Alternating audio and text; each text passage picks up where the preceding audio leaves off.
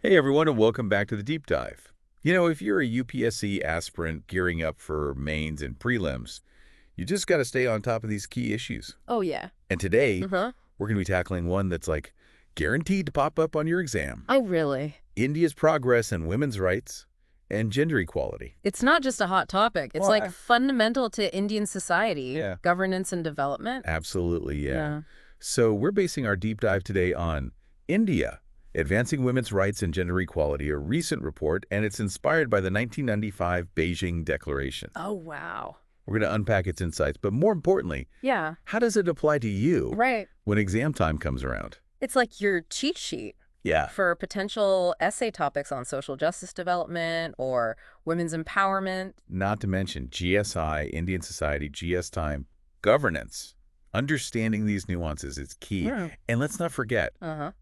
those tricky current affairs questions on government schemes and policies. Right. We got you covered. All right, so our aim today is to equip you with a concise yet comprehensive understanding of where India stands today. Yeah. The achievements, the roadblocks, and what it all means for the nation's future. The nation's future. Okay, so let's just dive right in. Yeah, let's dive in. First up, health and maternal care. Okay.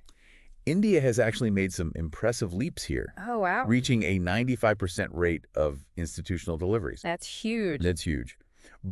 But what's the driving force behind this change? So government initiatives like the Pradhan Mantri Surakshit Matritva Abhiyan and Pradhan Mantri Matru Vandana Yojana Okay. have played a key role in ensuring safer pregnancies and deliveries. Mm-hmm. These programs, along with expanding reproductive health services, show a clear commitment to prioritizing women's health and well-being. And it's not just about getting women into hospitals.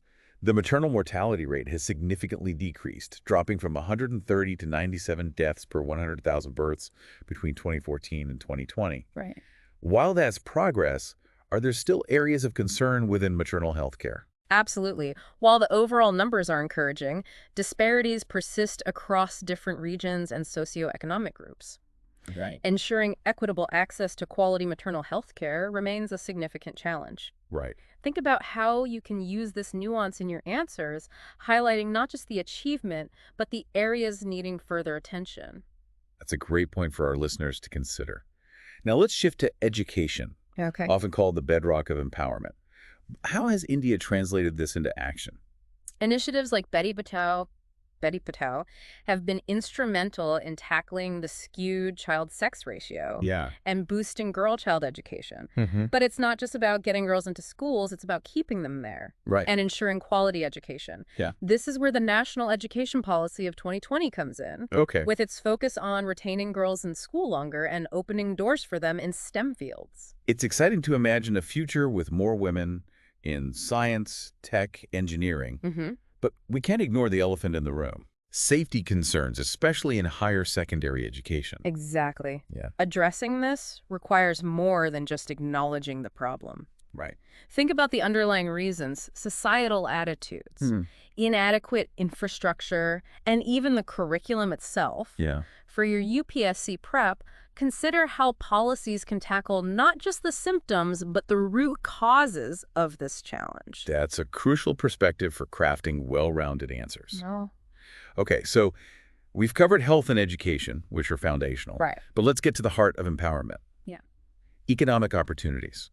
Almost 100 million women have joined financial networks through self-help groups. Oh. Thanks to initiatives like the National Rural and Urban Livelihood Missions. Okay. That's a massive shift, right? It is, but it's crucial to analyze this beyond the numbers. Okay. Think about the challenges these women face. Yeah. Limited access to markets, lack of business skills, and even entrenched gender norms that limit their entrepreneurial aspirations. Right. How can these schemes be further strengthened to address these ground realities? That's the kind of analytical thinking that will set you apart in the UPSC exam. Okay, so digging deeper is key. Yes. And it's not just about traditional economic activities. Mm-hmm.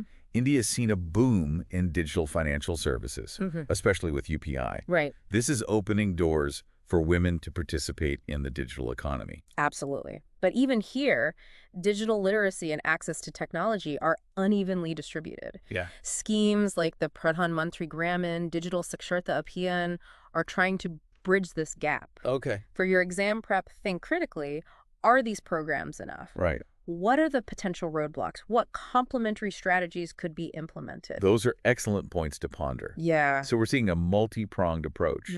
Financial inclusion, digital literacy, and entrepreneurship opportunities. Yeah. But how do we sustain this momentum? Financial resources need to be strategically allocated. Okay. This is where gender-responsive budgeting becomes crucial. It's about analyzing budgets through a gender lens to ensure resources are allocated in a way that promotes equality.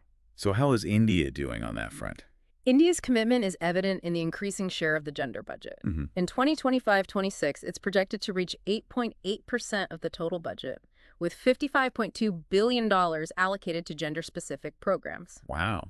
But for your UPSC prep, don't just remember these numbers. Right. Think about how this translates into on-the-ground impact. Yeah. Is the allocation sufficient? Are the funds being utilized effectively? These are the questions that will make your answers stand out. That's a crucial reminder to always look beyond the surface level. Now, all this progress is fantastic. But what about women actually taking charge? That's where leadership comes in. We're seeing more young women leading in diverse fields.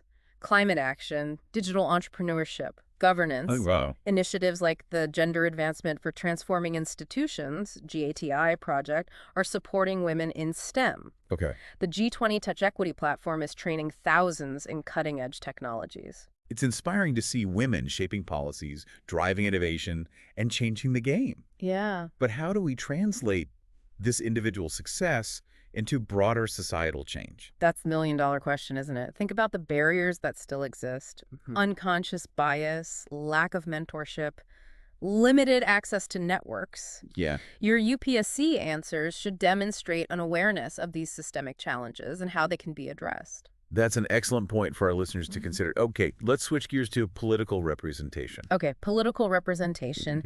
The long-awaited Women's Reservation Bill, aiming to reserve 33% of legislative seats for women, is a significant step. Yeah. But it's important to remember that this builds on the success of local governance initiatives that have already empowered 1.5 million women leaders. Wow. India boasts the largest cohort of women in political leadership globally. That's a powerful statistic now. While all this progress is truly remarkable, Yeah. we can't shy away from the shadows that still linger. Right. One of the biggest is gender-based violence. You're right. Despite all the strides we've made, this issue continues to plague our society. Right. But the question is, how is India responding? Well, we've seen the establishment of 770 one-stop centers offering a lifeline to survivors of violence. They provide medical, legal, and psychological support under one roof. And there have been legal reforms like the Bharatiya Nyaya Sanhita of 2023. Okay. These strengthen legal frameworks and aim to ensure swifter justice. We're also seeing some innovative solutions. For instance, Odisha has implemented a blockchain-based system Oh, wow. to expedite support for survivors while ensuring confidentiality. And collaborations are also proving effective. The United Nations Population Fund is working with institutions like the Rajasthan Police Academy to promote gender-responsive policing, building trust and encouraging women to seek justice. It's clear that India is taking concrete steps to combat this issue, but systemic change and a shift in societal mindsets are vital. Absolutely. This requires addressing the root causes of gender-based violence: patriarchy, harmful stereotypes, and a culture of impunity. Right. For your UPSC prep, think about how these deep-rooted issues can be tackled through education, awareness campaigns, and even legal interventions. It's a lot to unpack. Yeah. And we've only just scratched the surface. We'll delve deeper into these critical aspects in part 2. Part 2 of our deep dive. Make sure to hit that subscribe button so you don't miss it. And for all you eager learners out there, don't hesitate to leave your comments and questions below. Yeah. We love to hear from you and engage in meaningful discussions. Now, let's take a quick break before we dive into part 2. All right, sounds good. Welcome back to the Deep Dive. Right. As we continue unpacking India's journey toward gender equality, remember, this knowledge isn't just for acing your UPSC exams. Right. It's about understanding, like, the fabric of our society and how we can contribute to meaningful change. Absolutely. So picking up where we left off, Okay. let's look at some specific government schemes that have been making a tangible difference. Okay. We mentioned the Beti Bachao initiative earlier. Yeah. While it's had a positive impact on the child sex ratio and school enrollment rates for girls, what are some of the challenges that it faces on the ground? Well, one key challenge is ensuring that the program's benefits reach all segments of society, particularly marginalized communities in remote areas. Yeah. Accessibility awareness and addressing deep-rooted social norms that still hinder girls' education are crucial. Yeah. Remember, for your UPSC prep, understanding not just the successes, but also the limitations and areas for improvement within each scheme is key. Great point. Now let's move to another initiative making waves. Okay. The National Rural Livelihood Mission, or NRLM. The NRLM. It's created this massive network of self-help groups with nearly 100 million women participating. Wow, that's a lot. But how do we ensure these women are not just participants, but truly empowered agents of change in their communities? That's where capacity building comes in. Providing these women with not just access to microfinance, but also training in financial literacy, business management, and market linkages is crucial. The NRLM aims to do just that, but consider for your exam how effectively this translates on the ground and what further steps can be taken to amplify its impact. So it's about going beyond providing resources. Yes. And equipping women with the skills and knowledge to utilize them effectively. Absolutely. Now, we can't forget the urban counterpart to the NRLM. The Deen Dayal Antyodaya Yojana National Urban Livelihoods Mission, or DANA. Okay. Dana. How does this scheme adapt to the unique challenges faced by women in urban environments? The DANOM recognizes that urban women face a different set of challenges, including access to affordable housing, safe working conditions, and childcare facilities. It aims to provide skill development, financial assistance, and support for setting up home-based businesses, catering to the specific needs of women in urban informal sectors for your UPSC prep. Think about how this urban-rural divide plays out in policy implementation and what tailored approaches are needed for different contexts. That's a really important aspect to consider. Now shifting gears a bit. Let's talk about the Pradhan Mantri Mudra Yojana. The Mudra Yojana. This scheme has been providing collateral-free loans to small businesses, with a significant portion going to women-owned enterprises. How does this impact women beyond just providing financial access?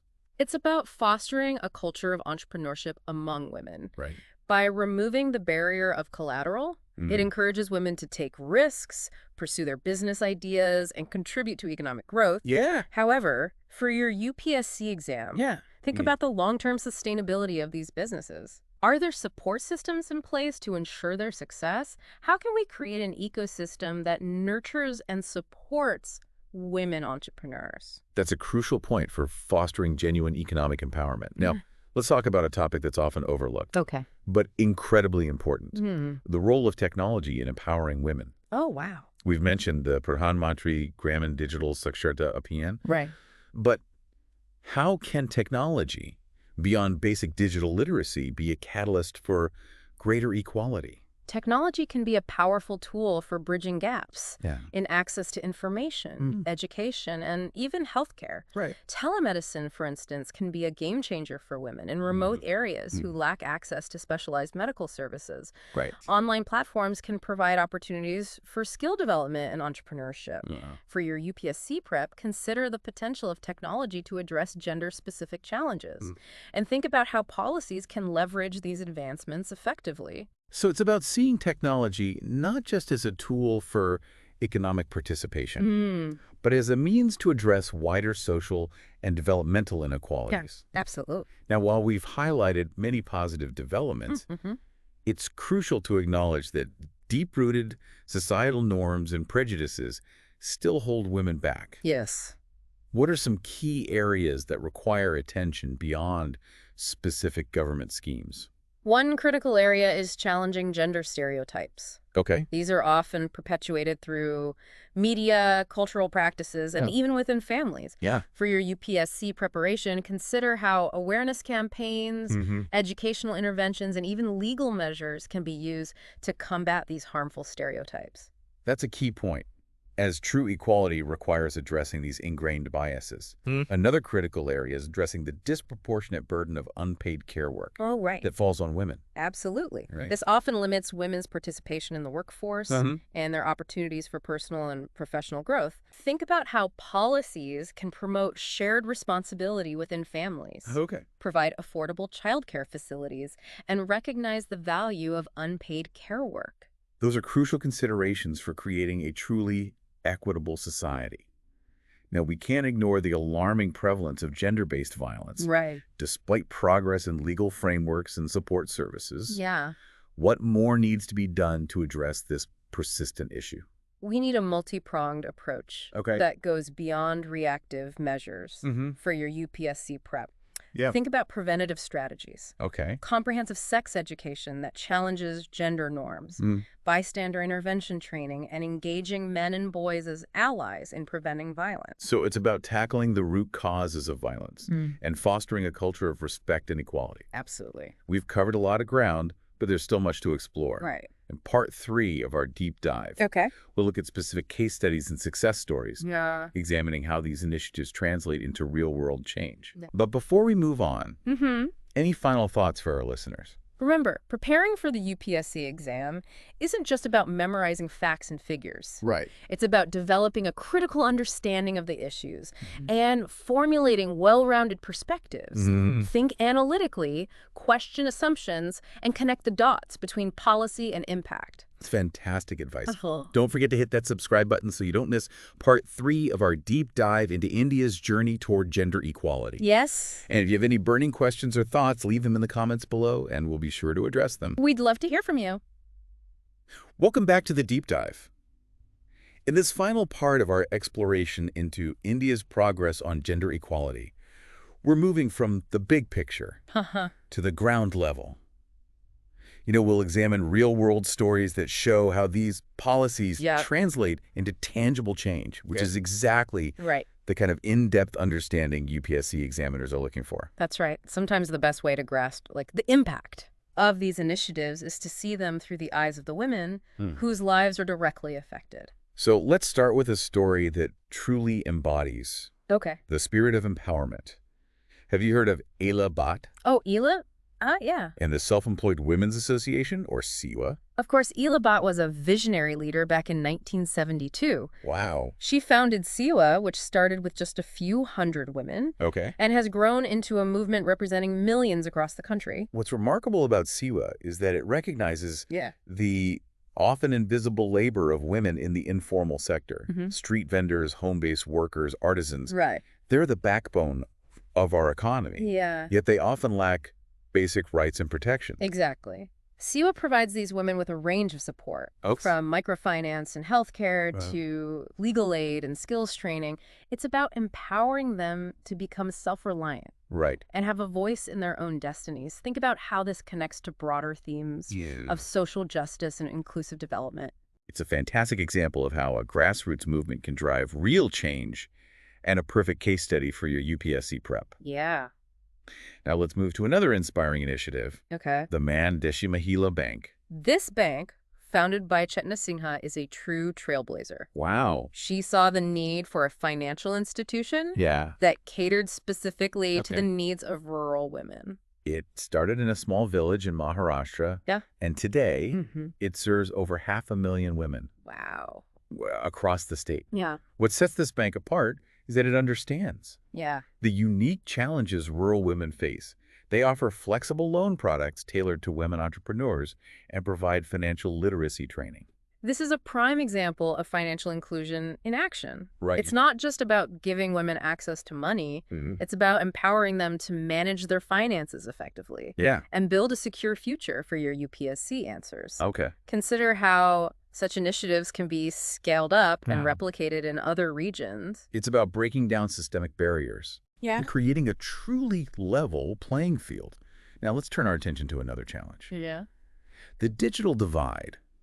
We know digital literacy is crucial. But what about those who lack access to technology in the first place? That's a critical point. Yeah. Organizations like the Digital Empowerment Foundation, or DEF, are tackling this head-on. They're setting up community-based digital resource centers in rural areas, specifically targeting women and girls. They provide access to computers, the internet, and digital literacy training, even developing locally relevant content in regional languages. Oh, wow. It's about making the internet accessible, meaningful for everyone. For your UPSC prep, think about the intersectionality of these issues. How can we ensure that digital inclusion efforts go hand in hand with bridging the gender gap? What policies can address both the technological and social barriers that women face? Excellent points to ponder. Now, let's talk about education. We all know it's the key to empowerment. But what about the girls who are out of school? Organizations like the Burnham Education Foundation are working tirelessly to bring these girls back into the education system. Their Second Chance program provides accelerated learning opportunities for girls who have dropped out. They're also working to improve the quality of education in government schools, ensuring girls receive an education that truly empowers them. For your UPSC preparation, remember that education is not just about enrollment numbers. It's about quality relevance and creating an environment where girls feel safe and supported to learn and grow. That's a crucial point. Now, we've seen some inspiring examples of how individuals and initiatives are driving positive change. But it's important to acknowledge the systemic challenges that still exist. What are your thoughts on how to address these broader issues? Well, legal reforms are vital. We need to ensure that laws are gender sensitive and effectively implemented. Gender responsive budgeting is crucial for allocating resources where they're most needed. And of course, we can't forget the need for a shift in societal mindsets. Challenging patriarchal norms, promoting gender sensitization, and creating a culture of zero tolerance for violence against women are all crucial. Remember, for your UPSC exam, examiners aren't just looking for knowledge of policies and schemes. They want to see critical thinking, problem-solving skills, and the ability to connect the dots between various aspects of this complex issue. That's excellent advice as we wrap up this deep dive into India's journey toward gender equality. We hope you've gained valuable insights, not just for your UPSC preparation, but for becoming informed and engaged citizens. Remember, the pursuit of gender equality is a continuous journey, and each one of us has a role to play in creating a more just and equitable society. Absolutely. If you found this deep dive helpful, don't forget to like and subscribe to our channel for more insightful content. And for any further queries, feel free to drop your questions in the comment section below. We'd love to hear from you. And before we sign off, be sure to check out the original source material for this episode, India, Advancing Women's Rights and Gender Equality, published in The Hindu. Until next time, keep learning, keep questioning, and keep striving for a better world.